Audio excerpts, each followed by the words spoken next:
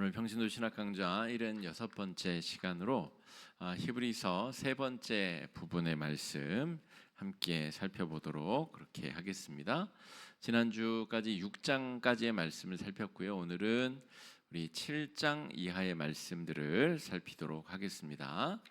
7장의 첫 번째 내용은 예수님을 대제사장으로서 기록하면서 예수님께서 행하신 위대하고 아름다운 구원의 역사를 설명하고 있다라고 하는 것입니다.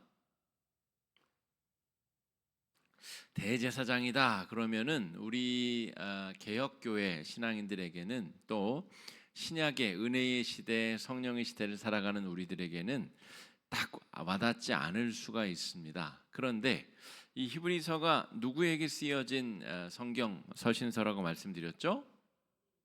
흩어진 유대인들, 그 중에서도 흩어져 살던, 이미 바벨론 포로 때부터 흩어져 살던 유대인들 중에서 예수님을 구주로 믿고 그리스도인으로 개종한 사람들은 수많은 박해와 어려움들 속에서 믿음을 지키는 큰 수고와 어려움을 하였습니다. 그 사람들에게 쓰여진 서신서가 이 히브리서인데, 예수님을 대제사장으로서 기록하고 있는 것은 모든 복음서와 서신서를 통틀어서 히브리서가 굉장히 가지는 독특한 특징입니다. 예수님이 대제사장이시다 이렇게 묘사하고 있다는 거죠. 그것이 유대인이었다가 그리스도인이 된 사람들에게 있어서는 매우 설득력이 있는 이야기이다라고 하는 겁니다. 자, 흩어진 유대인에게 구원자를 대제사장으로 비유하는 것이 가장 효과적인 일이다라고 하는 것이죠. 지금 로마의 박해가 있고 유대인들의 박해가 있어요. 여러 박해가 있는데 믿음을 지키기 위해서는 우리가 정말 중요하게 생각하던 하나님과 인간 사이를 중재하는 대제사장, 그 대제사장의 역할로서 예수님이 이 땅에 오신 것이구나. 맞아. 아무리 박해가 심해도 예수님을 버리고 예수님을 등지면 나는 유대인이라고 말할 수 없어. 내가 그렇게 유대인 신앙을 궁극적으로 지켰었던 이유는 대제사장 되시는 예수님을 맞이하기 위함이었는데, 이깟 박해가 좀 있다고 내가 예수를 등지면 되겠나? 이 메시지를 분명하게 히브리서 기자가 지금 전하고 있다는 겁니다. 대제사장에 대해서 조금 살펴보겠습니다. 이게 대제사장의 의복인데요. 이렇게 작은 글씨로 써는 곳은 잘 안 보일 수도 있습니다. 안 보이셔도 됩니다. 이제 크게 우리 대제사장은 이런 아주 정제되고 잘 준비된 공교하게 수놓아진 이 의상과 복장을, 제구를 착용하고 대제사장의 역할을 감당하게 됩니다.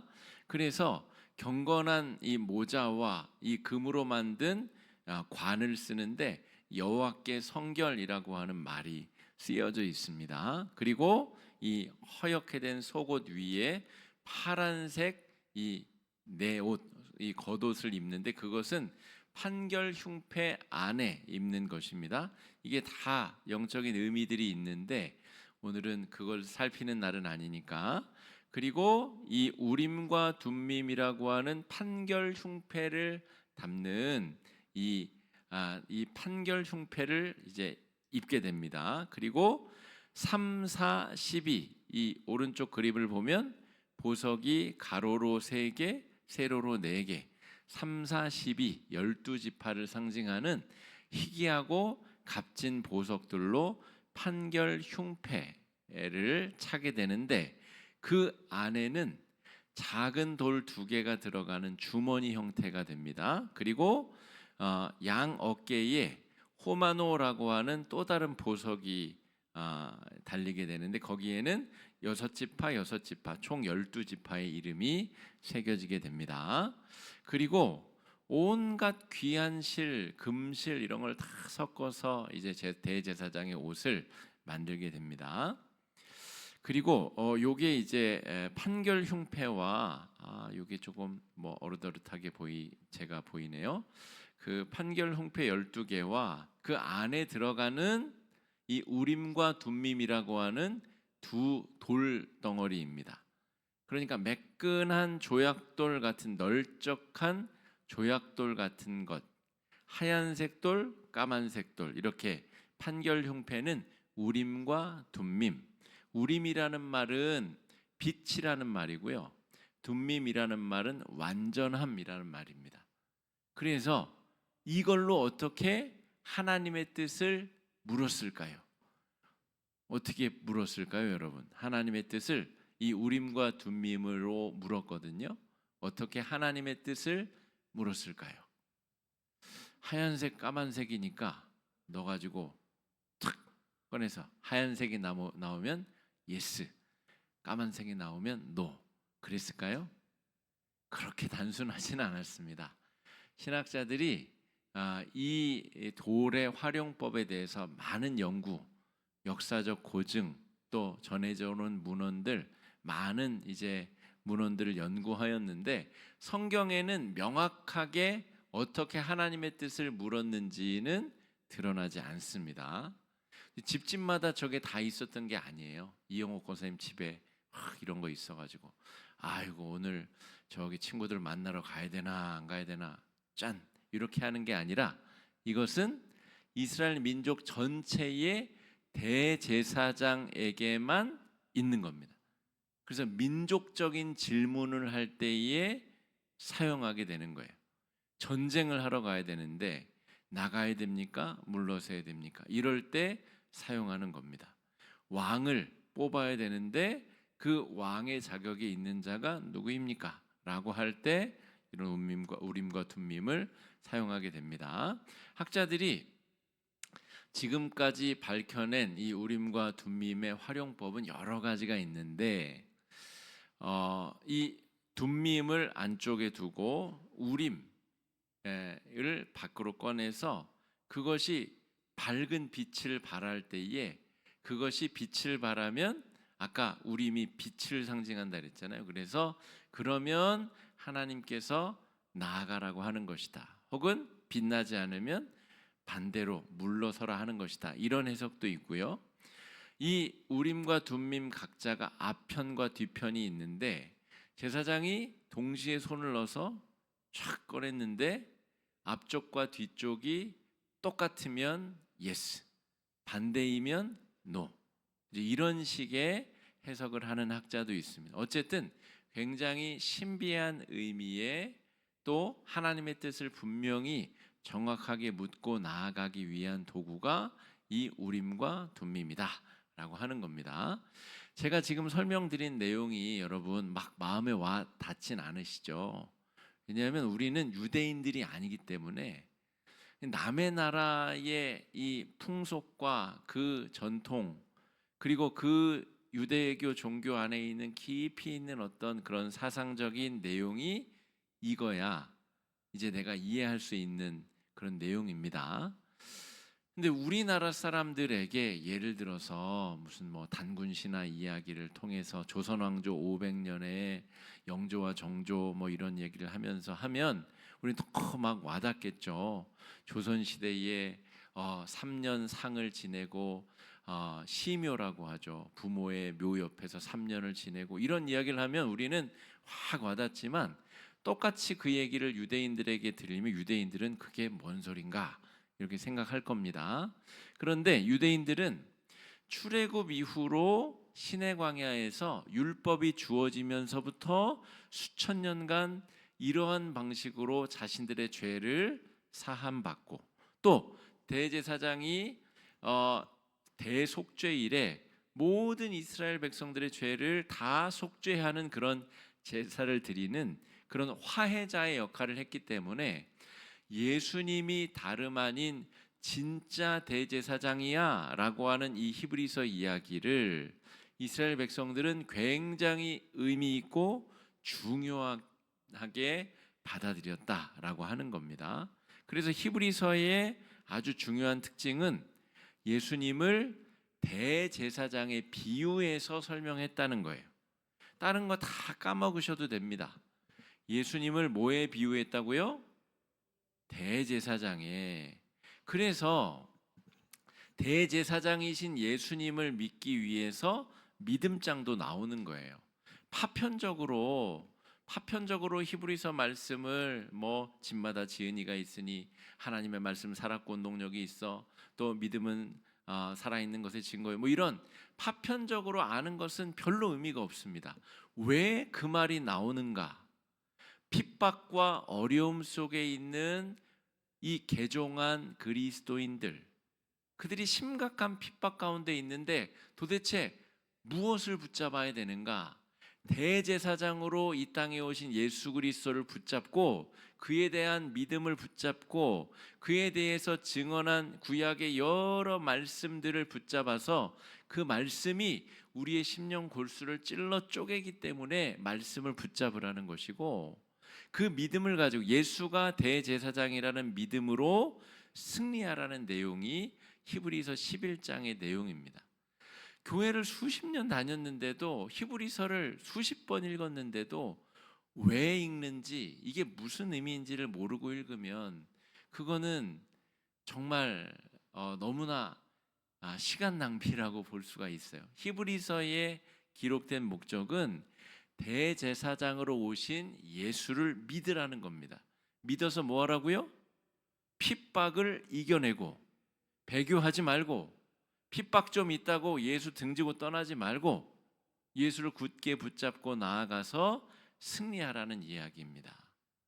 여러분, 요즘처럼 신앙을 지키기 어려운 때가 어디 있습니까?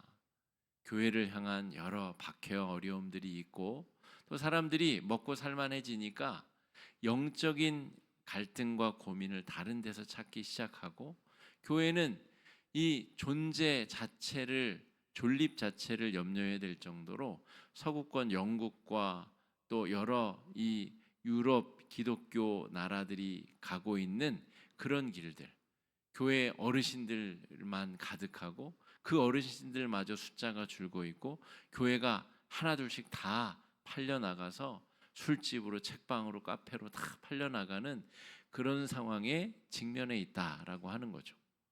이게 우리가 처한 이 시대의 영적 위기입니다.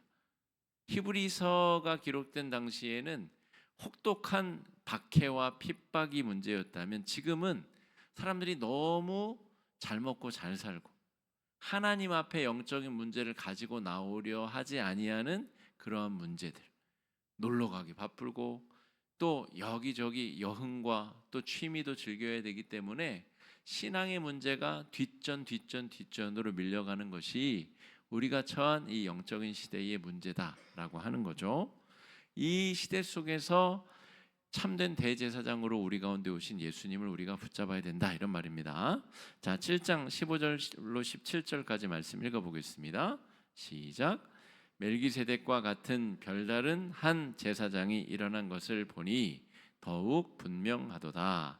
그는 육신에 속한 한 계명의 법을 따르지 아니하고 오직 불멸의 생명의 능력을 따라 되었으니 증언하기를 내가 영원히 멜기세덱의 반차를 따르는 제사장이라 하였도다. 자, 예수님이 그러면 대제사장이라면 그러면 왜 유대 지파인가? 지난주에도 좀 설명을 드렸지만, 그래서 예수님은 일반 대제사장이 아니라 특별 대제사장이다. 그리고 이 땅에 있었던 대제사장은 예수님의 모형이다. 진짜 대제사장이신 예수님을 따라서 그냥 견습생처럼 예수님이 실제 할 일을 미리 앞에서 연습처럼 수행한 사람들에 불과하다, 그 이야기를 하고 있는 겁니다. 그리고 멜기세덱이 누구냐라고 하면 이 아브라함에게 11조를 받은 대제사장, 살렘 왕 멜기세덱이에요. 예루살렘의 왕이었고 대제사장 겸 왕이었는데 하나님의 대제사장이라고 기록에 나와 있는 사람입니다. 창세기 14장 18절로 20절 말씀 읽어보겠습니다. 시작. 살렘 왕 멜기세덱이 떡과 포도주를 가지고 나왔으니 그는 지극히 높으신 하나님의 대제사장이었더라. 그가 아브라함에게 축복하여 이르되 천지의 주제이시요 지극히 높으신 하나님이여 아브라함에게 복을 주옵소서. 너희 대적을 내 손에 붙이신 지극히 높으신 하나님을 찬송할지로다 하매 아브라함이 그 얻은 것에서 10분의 1을 멜기세덱에게 주었더라. 아멘. 아브라함이 몇 세에 부름을 받았어요? 몇 세에? 75세. 어디서 부름을 받았어요? 어디서 부름을 받았어요? 저 멀리 저 바벨론 땅에서, 갈대아 우르 땅에서 부름을 받았죠. 하나님이 거기서 75세의 어르신을 탁 부르셨는데, 그러면 예루살렘의 왕인 이 멜기세덱은 어떻게 하나님을 알아요? 그래서 멜기세덱이 신묘막측한 인물입니다. 하나님이 보내신 영적인 대제사장을 상징하는 중요한 인물이에요. 아브라함이 저 수천 킬로 떨어진 갈대아 우르에서 하나님으로부터 선택을 받고 부름을 받았는데, 수천 킬로를 여행해서 여기 왔더니 하나님의 대제사장을 만났네요. 그게 창세기 14장의 내용이에요. 그래서 히브리서 기자는 그냥 아무 말이나 막 적고 있는 게 아니라 유대인들에게 너무너무 중요한 대제사장의 직분, 그리고 그 직분을 감당하기 위해서 참된 대제사장으로 오신 예수님이 멜기세덱과 줄이 닿는 분이라는 거예요. 하나님이 아브라함이 이 예루살렘에 오기 전에 진작에 택정하고 보내셔서 아브라함의 길을 이끌어 주신 그 멜기세덱처럼 대제사장 예수 그리스도께서 우리 가운데 오셔서 구원의 역사를 이루셨다. 그 놀라운 구원을 얻으신 여러분이 그깟 고문 좀 당했다고, 그깟 핍박 좀 당했다고 신앙을 버리면 되겠습니까? 믿음을 굳건히 붙잡으십시오. 그 이야기를 하고 있는 겁니다. 그래서 히브리서, 그러면 이 몇 가지 사항들을 우리가 기억해서 줄줄줄줄 말할 수 있을 정도 돼야 돼요.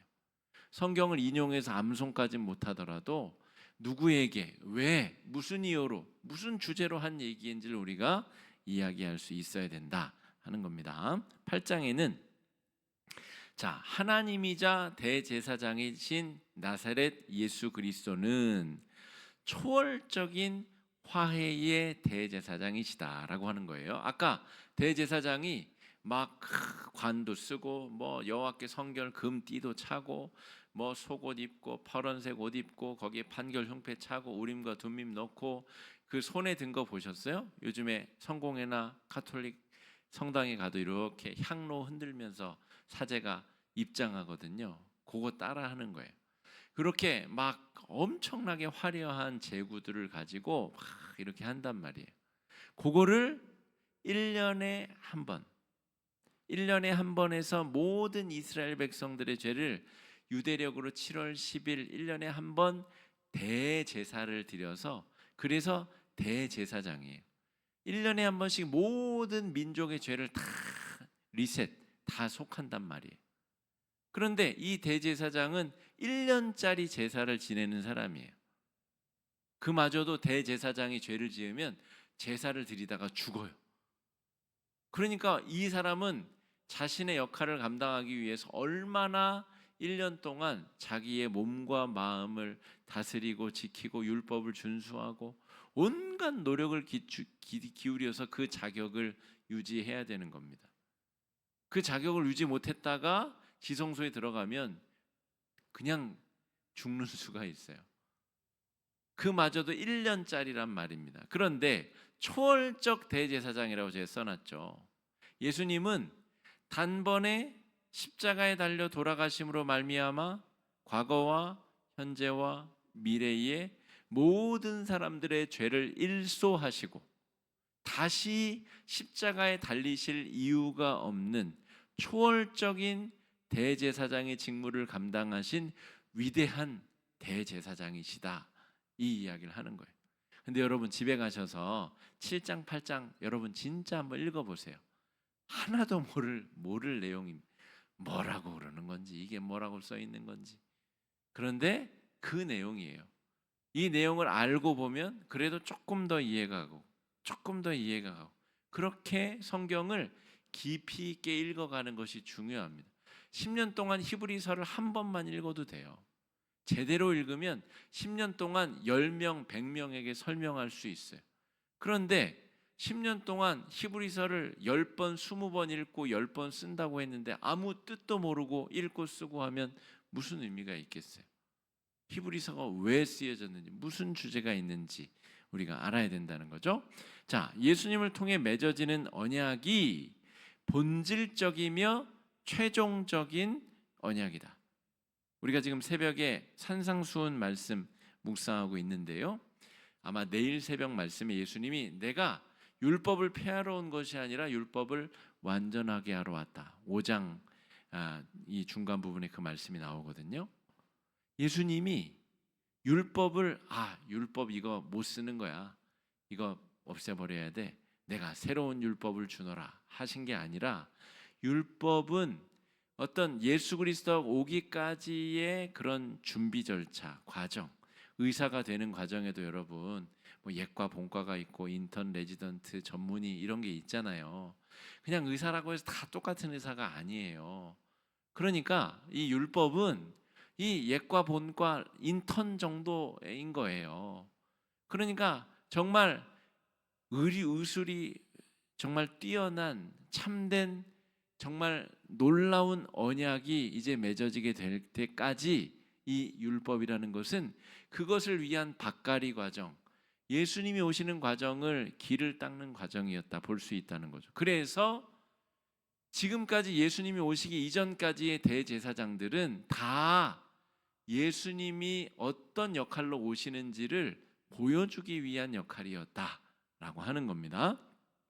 그래서 예수님께서 최종적으로 집전하신 그 제사, 십자가 위에서 자신의 몸을 제물로 드려서 최종적으로 하신 그 제사야말로 새로운 언약이 체결되는 영원한 보증이 되는 확증이 있는 확실한 언약이다 하는 거예요. 이 언약의 내용이 뭐죠? 복음, 은혜, 자격이 없는 자를 하나님의 자녀로 삼아 주신 사건. 언약이에요.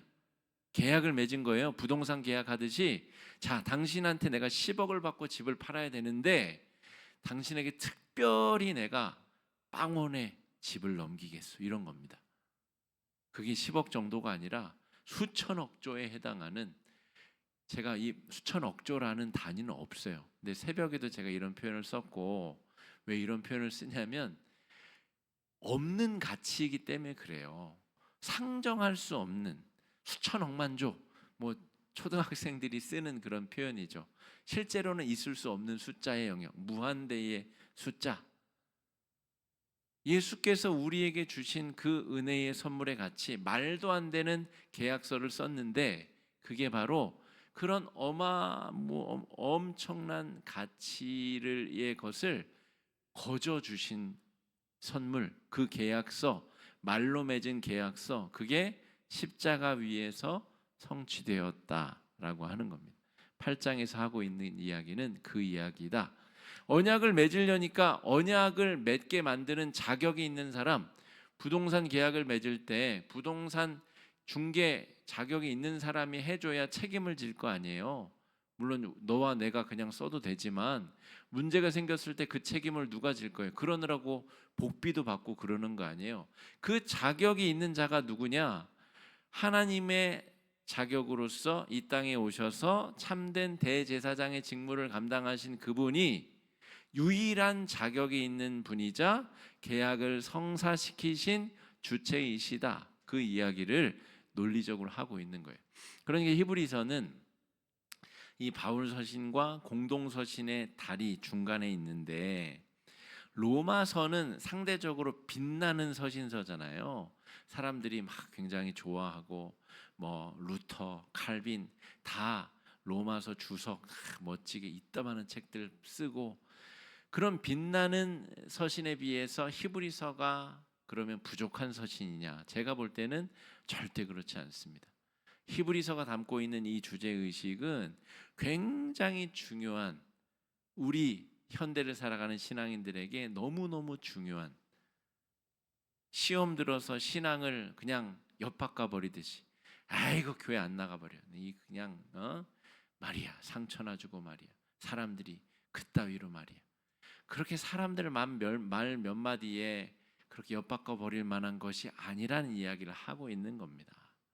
사람이 나에게 상처를 줄 수 있죠. 사람이 그리스도이신가요? 예수님이신가요? 부족하고 연약한 사람들에게 상처받을 수 있죠. 그거 받았다고 신앙을 다 엿바꿔 버리면은 마귀밖에 좋아할 사람 대상이 어디 있습니까? 그러지 말라고 이야기를 하는 것이 히브리서의 말씀이다 라고 하는 겁니다. 히브리서 8장 8절 말씀 읽어보겠습니다. 시작. 그들의 잘못을 지적하여 볼지어다 날이 이르리니 내가 이스라엘 집과 유다 집과 더불어 새 언약을 맺으리라. 아멘. 9절 또 읽겠습니다. 또 주께서 이르시기를 이 언약은 내가 그들의 열조의 손을 잡고 애굽 땅에서 인도하여 내던 날에 그들과 맺은 언약과 같이 아니하도다. 그들은 내 언약 안에 머물러 있지 아니하므로 내가 그들을 돌보지 아니하였노라. 이 설명을 듣고 이걸 보면 그래도 조금 이해가 갑니다. 그러니까 광야에서 모세가 맺은 그것은 지금 이루어진 이 계약에 비하면 마치 그냥 애들 장난 같은 그림이라는 거예요. 그냥 초등학생들이 야 너랑 나랑 약속할래? 그리고 이렇게 그냥 연습장 뒤에다가 대충 그렇게 하고 지들끼리 이렇게 뭐 물 묻혀서 지장 찍는 것처럼 이 진짜 언약을 위한 아주 정말 보잘것없는 그런 이 그림자와 같은 것이 모세가 이제 중재자가 되어서 맺은 계약이다. 가나안 땅을 너희에게 주겠다. 거기서 너희가 정말 자손 대대로 잘 살겠다라고 하는 것은 우리가 가게 될 저 영화의 세상, 저 천국에 대한 모형이라는 겁니다. 그러니까 이것이 전부인 것처럼 생각하고 이 세상에서 예수 믿으면서 돈 하고 이 세상에서 아무 근심 걱정 없는 것, 이것을 목표로 가지고 있는 신앙, 이걸 우리가 기복신앙이라고 부르죠. 그 기복신앙은 우리의 목표가 될 수 없다라는 거예요. 그것은 그림자에 불과하다는 거죠. 여기서 우리가 겪게 되는 그 그림자를 완성의 목표라고 생각하면 신앙의 길을 잘못 접어들게 된다. 이게 히브리서의 주제입니다. 자, 9장 말씀 읽어보고 9장의 내용입니다. 참된 대제사장 예수님은 하늘 성소로 승천하셨다. 자, 요한계시록에 보면 여러분 새 하늘과 새 땅, 하늘 성소에 대한 이야기가 나와요. 1만 2천 스타디온의 정육면체의 하나님의 나라. 그런데 제가 그것은 물리적인 공간이 아니다라고 말씀드렸죠. 저 우주에 아타티르크 위성이 쏘아지고 나서 봤더니 우주에 그 정육면체의 천국이 없다는 거예요. 지금 달에 아폴로 선이 가고 우주에 가봤더니 우주에 없더라는 거예요. 그래서 그것은 3차원의 우리가 지금 살고 있는 이 3차원적인 세상이 그대로 저 우주에 있는 것이 아니라는 것을 이제야 비로소 알게 됐다는 거예요. 그래서 여러분 3차원적으로 천국을 이해하는 것은 어리석은 일입니다. 금으로 벽이 되어 있고 그 창문이 다 보석이 달려 있고 여러분 그렇게 유치한 정도의 천국이 아니라는 거죠. 더 놀랍고 마치 나비가 이 누에 고치 상태에서 이 땅을 기어다니던 땅 속에 살다가 이제 지상에서 막 꿈틀거리고 기어다니던 이 애벌레에서 그것이 번데기가 되어서 이 변태하여서 나비가 되면 전혀 다른 모양으로 전혀 다른 형태로 존재하듯이 우리가 가게 될 천국은 그것과도 상상할 수 없을 정도의 전혀 다른 차원의 세상이다. 그런 기대를 가지고 소망을 가지고 우리가 천국 소망을 가지고 있어야 된다 하는 것입니다. 자, 그런데 예수님이 왜 하늘로 올라가셨느냐라고 하면 그 하늘이야말로 참된 성소라는 거죠. 그리고 성소에서 계셔야 될 분이 누구라고 그랬죠? 대제사장. 대제사장이 있어야 되실 곳으로 가신 거예요. 예수님이 하나님 보좌 우편에 앉아 계시다는 표현이 등장합니다. 그죠? 하나님 보좌 우편에, 거기가 어디냐면 진정한 성소, 하나님이 계신 집, 성전, 성소, 그곳에 하나님이 계시는 게 맞죠. 우리의 영원한 대제사장이신 예수께서 하늘 성소로 승천하신 것, 그래서 그것이 당연한 일이다라고 하는 겁니다. 자, 참된 대제사장 예수님은 짐승의 피가 아니라 자신의 몸을 제물로 삼으셨다. 짐승의 피는 1년짜리입니다. 혹은 일반 제사에서는 다음 죄를 질 때까지 한시적인 기간 동안 내 죄를 대신 뒤집었을 어떤 존재. 그런데 예수님이 드리신 제사는 특별한 의미가 있는데 자기 몸을 제물로 삼으셨다는 거예요. 그래서 그 제사가 특별한 의미가 있고 그 본인이 대제사장 겸 제물이 되신 분이다. 예수 그리스도를 정의할 때 참된 인간이자 참된 하나님이시다. 이 제사에 집전하는 대제사장이시면서 참된 제물이 되실 수 있는 유일한 존재. 이 대한민국 땅에 지금 현재 기점으로 자칭 메시아가 뭐 5, 60명쯤 된다 그래요. 자기가 예수라는 사람. 저 신천지의 이만희 같은 존재도 그런 악당들이고 사기꾼들이고 그런 존재들이 그냥 현재 기준으로 한 5, 60명씩 있다는 거예요. 여러분, 그건 불가능합니다. 예수님이 이 땅에 오시는 순간 그 모든 역사가 종료가 되었고 예수님의 십자가 위에서 그 모든 사건은 종결되었습니다. 하나님이 이 땅에 다시 재림하시는 그 순간에 재림주로 오시면 그 역사가 종결되는 것이고 그 어떤 위대한 인물도 자기를 예수 그리스도라 재림주라 말하면 그건 사기이고 사기꾼 사이비가 되는 겁니다. 자, 히브리서 9장 24절 말씀 읽어보겠습니다. 시작. 그리스도께서는 참것의 그림자인 손으로 만든 성소에 들어가지 아니하시고, 무슨 말인지 아시겠어요? 광야에서 제가 우리 언약궤 성소 교육 이런 거를 여러분들에게 제대로 한 적이 없죠. 못해서가 아니라 그거 백날 설명해봤자 저에게는 별로 의미가 없는 거예요. 그것의 영적인 의미가 이렇고 저렇고 설명을 해도 히브리서에서는 그것은 모형에 불과하다는 거예요. 물론 그 모형도 공부하고 우리가 배울 필요가 있죠. 그런데 그거보다 더 중요한 게 지금 산적해 있지 않습니까? 그래서 제가 우리 교회 부임한 지 지금 7년째 해인데 성막 교육, 오늘 이 대제사장의 의복도 간단하게 설명을 하고 넘어갔는데 그걸 막 그렇게 열심히까지 공부할 이유가 저에게는 아직 발견을 못해서 그렇습니다. 또 나중에 기회가 되면 그것도 한번 공부해 보는 기회를 가져보면도 좋을 것 같습니다. 자, 여기부터 다시 읽어보겠습니다. 시작. 바로 그 하늘에 들어가사 이제 우리를 위하여 하나님 앞에 나타나시고 25절입니다. 대제사장이 해마다 다른 것의 피로써 성소에 들어가는 것 같이 자주 자기를 드리려고 아니하실지니 그리하면 그가 세상을 창조한 때부터 자주 고난을 받았어야 할 것이로되 이제 자기를 단번에 제물로 드려 죄를 없이 하시려고 세상 끝에 나타나셨느니라. 아멘. 무슨 말인지 아시겠어요? 대제사장이 짐승의 피를 뽑아가지고 짐승 제물 가지고 들어가서 제물을 드렸는데 그건 모형이고 그 대제사장은 영원한 대제사장도 아니기 때문에 임시로 예수님을 따라서 어떤 연기하듯이 수련생이 수련하듯이 그렇게 임시로 하는 것이었는데, 예수님은 그렇게 하지 아니하고 자신의 몸으로 단번에 영원한 제사로 우리를 위해서. 왜 예수님이 그 제사를 드리셨을까요? 저와 여러분, 우리에게, 무자격자인 우리에게 자격을 주시려고.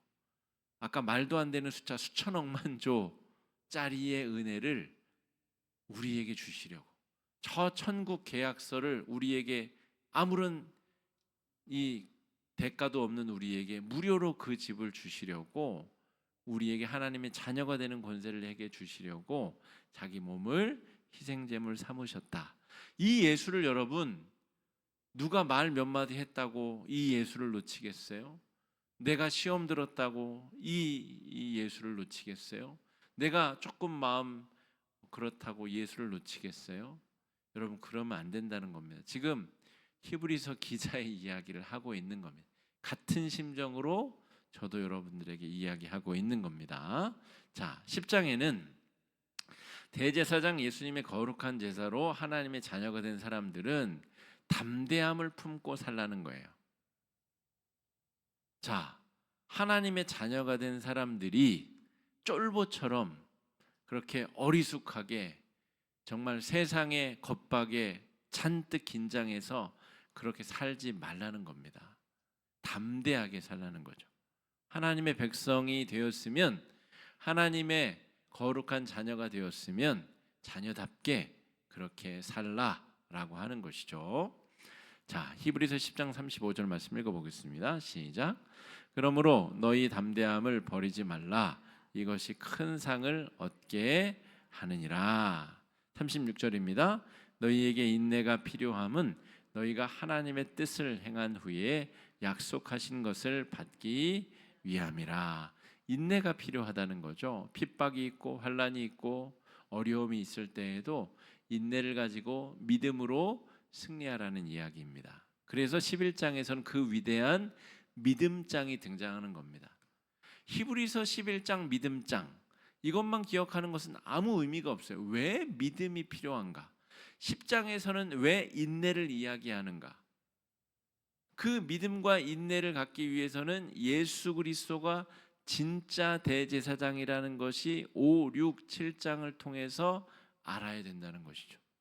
그리고 그것을 위해서 1, 2, 3, 4장에서는 예수 그리스도가 천사보다도 위대하시고 모세보다도 아브라함보다도 어떠한 엘리야 다른 선지자들보다도 차원이 다르신 위대한 하나님의 아들이시다, 이게 깨달아지고 알아야, 그 다음에 그분이 대제사장이시고 그 대제사장이심이 믿어진다면 핍박이 와도 인내하고 10장 11장 믿음으로 승리하고 12장 13장 성도답게 살아가라, 이게 히브리서의 주제입니다.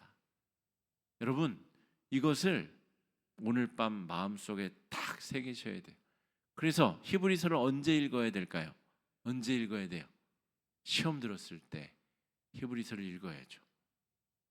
내 믿음이 막 흔들릴 때, 교회를 다녀야 되나 말아야 되나 아주 심각한 고민이 들 때 히브리서 말씀을 읽어야 되는 겁니다. 자, 하나님을 믿는 믿음으로 미지의 땅으로 나아가며 온전한 마음과 일치된 삶을 드리는 사람이다. 하나님을 믿는 믿음으로 미지의 땅으로 나아간 사람이 누구예요? 아브라함. 그래서 11장에 아브라함을 비롯한 아벨을 비롯한 수많은 사람들의 이야기가 등장하는 거예요. 믿음의 사람들의 이야기. 이 사람들이 아무 뭐도 없는데 하나님이 가라 그러니까 저 갈대아 우르를 떠나서 하란 땅을 지나가지고 저 이 가나안 땅까지, 그 먼 땅을, 먼 길을, 강도를 만날 수도 있고 갔더니 아무것도 없을 수도 있는데 믿음을 따라서 갔다는 거예요. 핍박과 박해가 있어도 믿음을 가지고 이 신앙의 여정을 절대 포기하지 말라는 겁니다. 히브리서 11장 믿음장.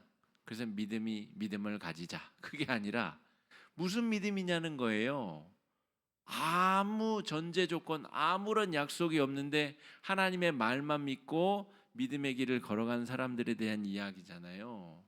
그러니까 지금 유대인이었다가 그리스도교로 개종한 당신들, 핍박이 있고 환란이 있고 예수 믿는다고 여러 가지 어려움이 있고 사람들이 돌 던지고 핍박하고 못 살게 굴어도 정말 좋은 것을 얻었기 때문에 하찮은 것을 조금씩 잃는다고 해서 낙심하지 말고 믿음을 가지고 믿음으로 정진하십시오. 그 관점에서 지금 믿음이 등장하고 있는 겁니다. 자, 히브리서 11장 1절로 3절 말씀 읽어보겠습니다. 시작. 믿음은 바라는 것들의 실상이요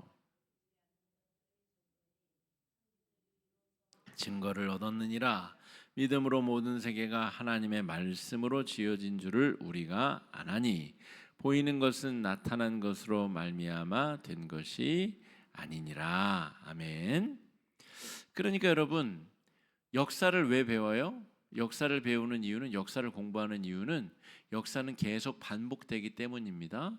과거에 있었던 일이 또 반복될 조짐이 보이기 때문에 그것을 대비할 수 있는 거죠.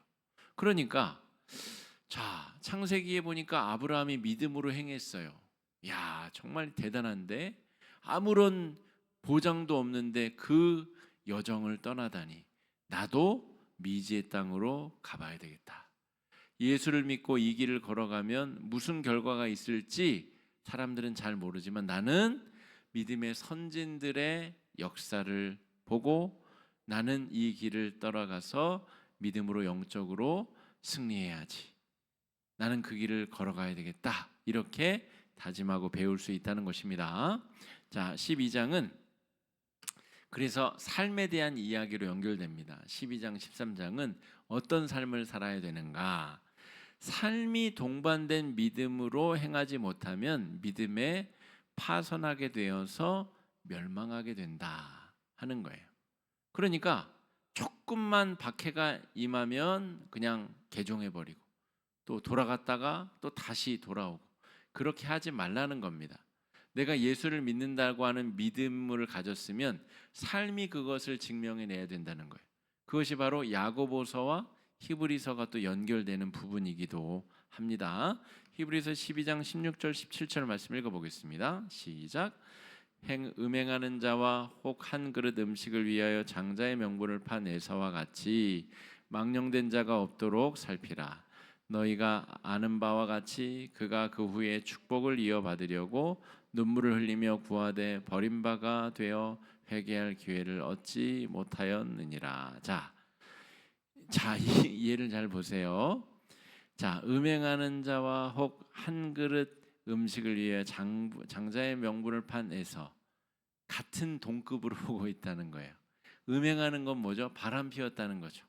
자신의 아내, 자신의 남편을 두고 다른 여인, 다른 남자와 잠자리를 하는 것처럼 배교를 하는 것이 그와 같다는 거예요. 예수님을 등지고 떠나는 것이 그런 자라는 거예요. 자, 에서가 어땠는지 알지? 에서는 이 하나님의 장자의 축복을 가벼이 여겨서 팥죽 한 그릇에 바꿔 먹었다가 에이, 나중에 내가 다시 찾아오면 되지 뭐. 그 어리숙한 동생, 그 여성과 같은 여자애 같은 동생 윽박지르면 그 장자의 명분 다시 찾아올 수 있을 거야. 아버지는 내 편이니까 내가 이 팥죽 한 그릇에 말로 팔았다고 해서 아버지가 장자의 축복을 동생에게 줄 리가 없어. 그렇게 생각했다는 거예요. 무섭지 않습니까, 여러분? 지금 요 당시에 핍박이 있어서 아유, 나 예수교 나 그 박차고 난 안 믿을래요. 난 유대교로 돌아갈래요. 그렇게 해서 좀 있다가 조금 핍박 잦아들면 다시 돌아가야지. 천국에 가야지. 저기에 말하는 게 좋은 것 같은데 근데 지금 박해가 있으니까 머리를 살살 굴려가지고 살짝 도망갔다가 다시 돌아가야지. 이게 음행하는 자 에서와 같은 자라는 말이에요. 무시무시한 이야기죠. 그랬다가 에서가 어떻게 되는지 알지, 봤지? 그 이야기 하는 겁니다. 나중에 장자의 명분 되찾으려고 했으나 그 후에 축복을 이어받으려고 눈물을 흘리며 구하되 어떻게 됐다고요? 버림바가 되어서 회개할 기회를 얻지 못하였느니라. 우리 보험 들라고 하는 사람들 있잖아요. 그럼 보험을 막 젊어서부터 빨리빨리 드는 게 도움이 된다고 막 그러잖아요. 그런데 계산해 보면은 아니 젊었을 때 들면 손해인 것 같고 나이 들어서 병들기 직전에 딱 들면은 도움이 될 것 같잖아요. 근데 언제 병들지 어떻게 알고 언제 교통사고 날지 어떻게 알아요? 그런 비슷한 겁니다. 이 보험의 딜레마처럼 여러분, 야, 내가 이 배교했다가 살짝 눈치 봤다가 다시 돌아가면 사랑의 하나님이 다 받아주시겠지, 다 용서해 주시겠지. 그건 네 생각이고 히브리서 기자는 그 이야기를 하고 있는 겁니다. 믿음을 그때 못 지킨 사람이 나중에 돌아온다고, 한 번 배교한 사람이 두 번 배교 안 한다고 말도 안 되는 소리 하지 마라. 믿음이 그깟 정말 허술한 것 같으면 네가 가진 믿음은 가짜다. 그거 진짜 아니다. 그 이야기를 하고 있는 겁니다. 양자택일에서 선택하라. 그 이야기를 하고 있는 거죠. 진짜 네가 인내하고 믿음을 걷겠다고 한다면 삶으로 그걸 증명해 내라. 그렇지 못할 바에야 뭐로 말은 그렇게 화려하게 하고 다니냐. 그 이야기를 하고 있는 겁니다. 13장 말씀은 참된 대제사장인 예수를 따라서 영문 밖으로 나아가라는 거예요. 이 히브리서 이 기자의 필력이 어마어마합니다, 여러분. 이 13장밖에 안 되는 이 짧은 편지에 논리적으로 또 이 전개적으로 이 글쓴이의 글의 이 플롯의 구성상 너무너무 멋진 필력을 나타내고 있어요. 그러니까 인내하고 믿음으로 승리해서 너의 삶으로 증명해서 그 결과를 어떻게 증명해야 되느냐라고 하면 영문 밖으로 나아가라는 거예요. 여기서 영문은 예루살렘 성문 밖을 말합니다. 영문 밖에 뭐가 있죠? 골고다 십자가 언덕이 있어요. 영문 안에는 뭐가 있죠? 예루살렘 성전이 있고 성전 안에 자기가 대제사장이라고 여기면서 예수를 못 박으라고 말한 가짜 대제사장이 있는 거죠. 영문 안은 화려해 보이나 가짜고, 영문 밖은 십자가의 피가 뚝뚝 떨어지나 그게 진짜라는 거예요. 히브리서 13장에서 히브리서 기자가 어디로 가라고요? 영문 밖으로 가라는 거예요. 영문 안에 머물러 있지 말고 영문 밖으로 나가면 춥고 보호받지 못하고 피 뚝뚝 흘리고 피난받고 고난받고 핍박당하는 이 그리스도인 믿음의 선배들의 길을 따라서 너도 가라 라고 하는 겁니다. 너무너무 놀라운 필력 아닙니까, 여러분? 이 짧은 글 안에 자기가 중요하게 하고 싶은 이야기를 덤덤하게 논리적으로 아주 합리적으로 분명하게 기록하고 있는 거예요.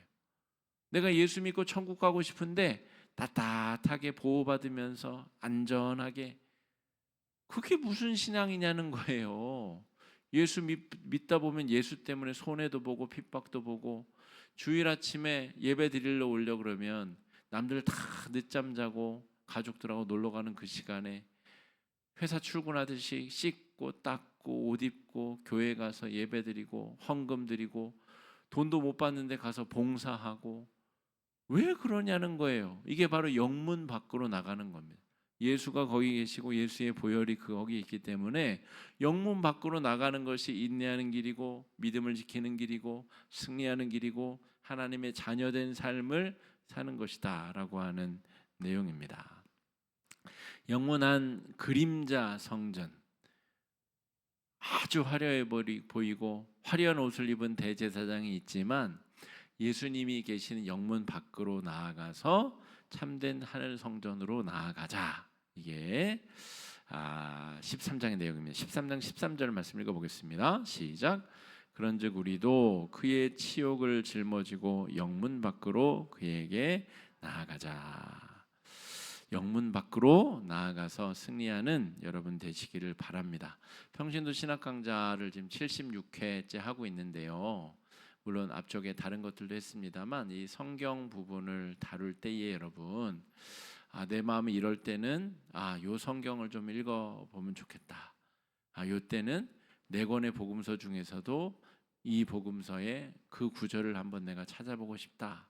이렇게 우리의 신앙이 성경을 보고 성경을 알아보는 실력도 늘어가고 또 관점도 확대가 되고 실제로 우리의 삶에 정말 심령과 골수를 찔러 쪼개는 말씀의 역사가 여러분 가운데 가득가득 일어나시기를 바랍니다. 이 시간에 말씀 의지해서 함께 기도하겠습니다. 첫 번째 기도 제목은 이것입니다. 대제사장 예수님이 막힌 담을 허물어 주신 은혜와 사랑을 삶의 원동력으로 삼게 해주시옵소서. 예수 보혈의 능력을 대신할 것이 없음을 인정하고 고백하는 인생이